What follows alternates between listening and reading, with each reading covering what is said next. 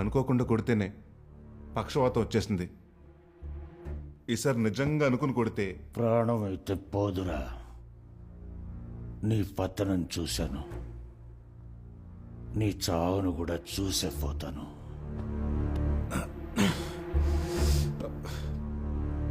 ఎందుకు వచ్చిన రాజుగారు ఇదంతా? ఈ పిచ్చి పిచ్చి ఆలోచనలు బొర్రలను తీసేయండి.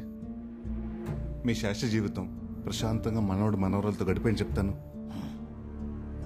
అలా కాదని నా జోలికి వచ్చారనుకో,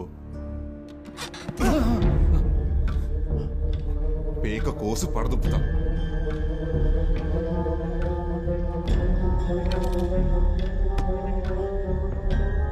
రా,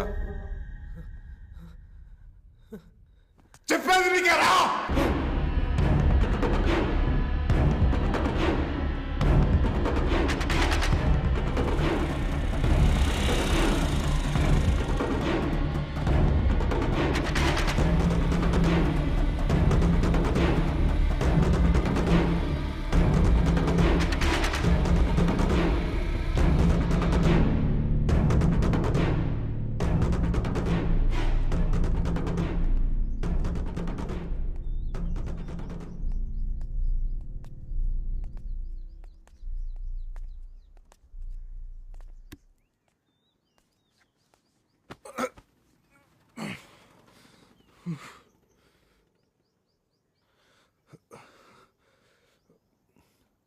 మీరు నన్ను హాస్పిటల్లో చేర్చకూడదు, అక్కడే వదిలేయాల్సింది.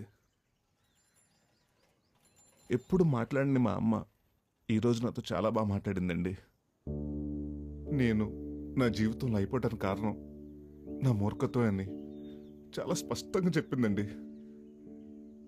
నిజమే కదా, నా మూర్ఖత్వం వల్లే చాలా మంచి బతుకుని కోల్పోయాను.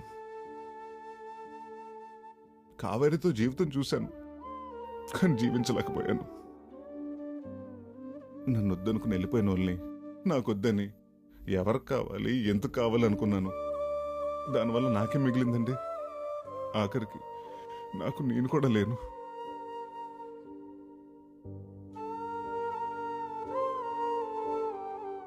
నా మీద ఉన్న కోపంతో ఈడు నన్ను చంపేద్దాం అనుకున్నాడండి. ఈడెవడో కాదు, బత్సల రమణ, నా తమ్ముడు.